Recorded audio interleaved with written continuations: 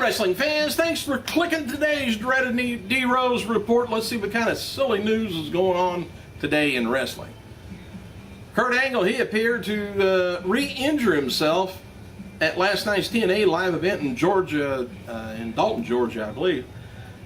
Angle worked the main event with Mr. Anderson, and it ended up just a little bit over 6 minutes.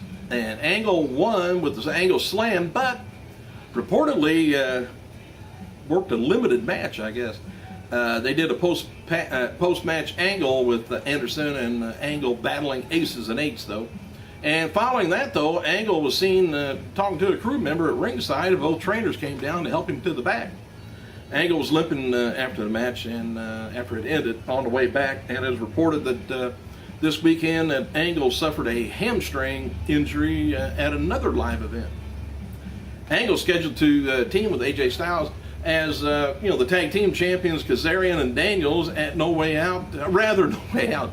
Surrender pay-per-view this Sunday. So I don't know whether anything's going to change or not, but hopefully for the better.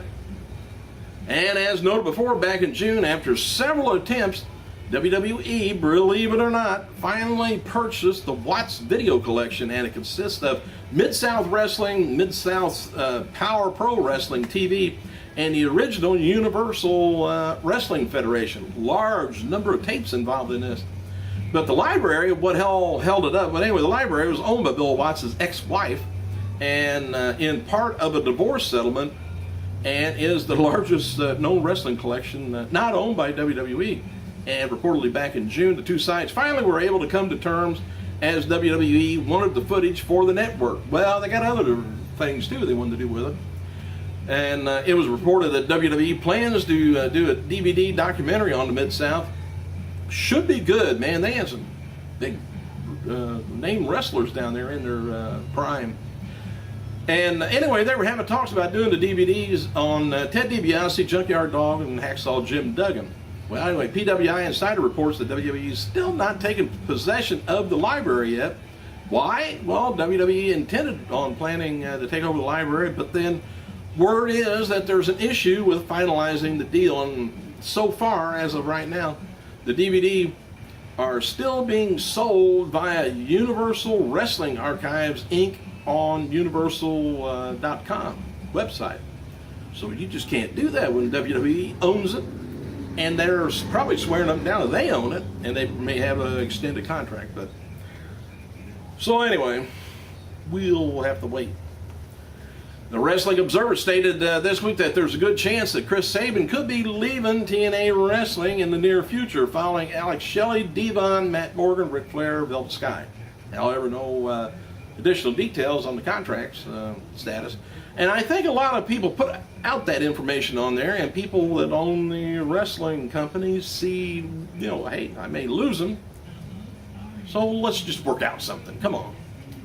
Reports first surfaced back in June that Sabin was leaving the company promotion this year as his contract expires. His girlfriend, Velvet Sky, might mean a little bit different deal here, has denied claims, but Chris Sabin is not, I repeat, she says, I is not leaving TNA. I'm getting lots of those questions.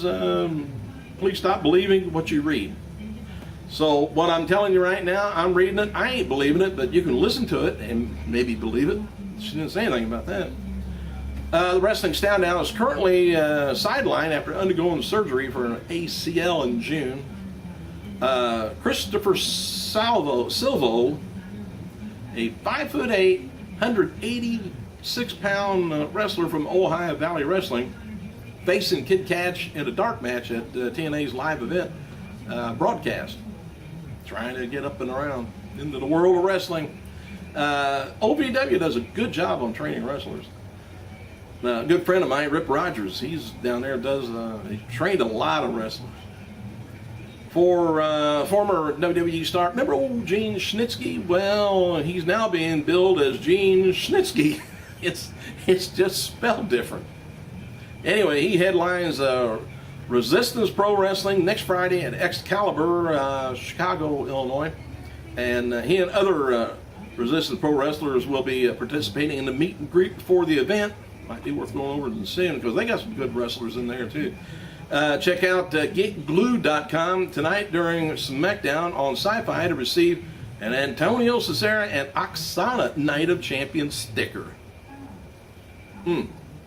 Jim Ross suggested Friday on Twitter that he will be celebrated by WWE when Raw emanates from Oklahoma City, Oklahoma, October 1st at Chesapeake Energy Center. It says Monday, October 1st is going to be my special for you, yours truly. It says more details whenever it gets to his. He hadn't given any details. I don't know what's an anniversary, him being in wrestling, being with WWE, or who knows? He does. WWE Diva Layla, champion. She's the superstar spotlight today on their website, and WWE star Damian Sandow is going to be appearing tonight NXT Live in Orlando, if you're down that way. And In Demand has confirmed the image of a devilish CM Punk appearing on a Hell in a Cell promotional poster. And it gives the synopsis on there, but we know what it's about. Former WWE Women's Champion Molly Holly turns 34 today, while WWE star Colin Delaney turns 26. Wrestling legend George South turns 50. David Otunga, he's giving his fans a chance to win. Now catch this. This is funny. David Otunga is giving fans a chance to win an autographed coffee mug. Oh, I can't wait. I gotta try and get that. Tweet photos of your best David Otunga pose with the hashtag Otunga pose to be eligible. Did you ever notice as the coffee is getting, the cup is getting longer and longer? He's going to be carrying a pipe soon. Plumbing pipe, that is. Anyway, NXT trainer Bill DeMott says NXT champion Seth Rollins stayed late after last night's show to prepare for Cody Rhodes on September 14th. Bill DeMott tweeted, "Great action, NXT. Rollins stayed to train harder preparing for the Cody Rhodes on September 4th. I don't know where that's happening at. Apparently he's going to get the wrestling. Maybe down FCW. They haven't changed the name yet. I think they will. PWI Insider confirms that Bully Ray has signed a new contract with TNA. He resigned 3 to 4 days ago, and word is that it's for 2 years. And Ray will continue to wrestle for TNA and work as a backstage agent. So he gets 2 checks, huh? This is the first time, though, in years that Ray and Devon won't be working together in a promotion. They continue to work, together in their Team 3D Academy down in Florida. And there's talk Thursday night that TNA didn't do right by Devon because he got himself into better shape and did everything asked, including worked with younger talent like Garrett Bischoff. And a lot of the people at TNA were shocked that the company did not re-sign Devon because he was one of the more liked wrestlers backstage. And he did get very big. I don't know whether they have some extra training or had a little help. I don't know. He had a hell of a build on him. WWE's shop website has released new authentic t-shirts for Santino Marella and Ryback. Ryback's first. They've got the basic t-shirt for John Cena, Punk, Brock, Mysterio, and Sheamus, and Ryder too. In an official WWE NXT profile on Emma, it's worth noting that she was trained by Lance Storm back in 2008. Emma is the former Tanel Taylor from Melbourne, Australia. And WWE signed several trained by Storm over the past few years. And we've noted before about Darren Young, Titus O'Neil. They're in line for a run with the tag team titles. And it's said that Vince McMahon is a huge fan of the duo and loves their swagger and thinks their dance is funny.